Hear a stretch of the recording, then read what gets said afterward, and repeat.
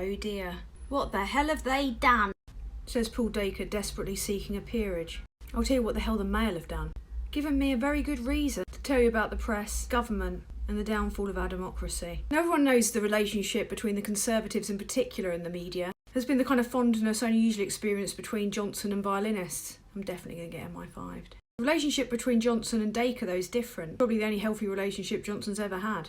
Now, this happened today. Although the only reason that Keir Starmer was investigated again had a big part to do with Johnson using the press to try and get rid of a political opponent.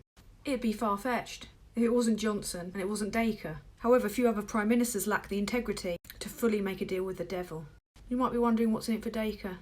Jobs, money, peerages, status. Boris Johnson tried to appoint Dacre as the head of Ofcom. However, that was thwarted after concerns about the transparency of the recruitment process. Turns out a lobbyist with strong connections to the Conservatives was involved in the selection process. Not content with having a lot of the media fearing him and having most of the newspapers on side, the government want to change the Official Secrets Act, as this Byline Time article shows, that could threaten investigative journalists with up to 14 years in jail for unauthorised disclosures.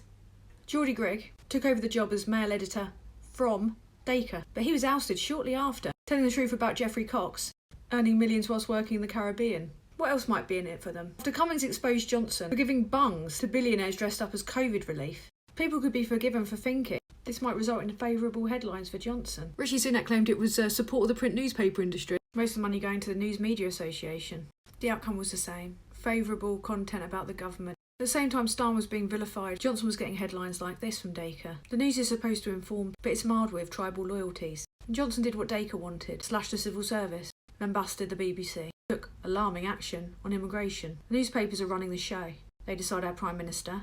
And Johnson should not be allowed to have the privilege of giving him the status of a lord. Dacre's a character that oozes superiority and stubbornness. He doesn't know when to back down. And a relationship this symbiotic between the government and press shouldn't happen. It makes a mockery of our democracy, and it leads to billionaires making decisions about who runs the country. The press needs reform, and people like Dacre, to describe him in one of his favourite words, a cunt, shouldn't be made a lord.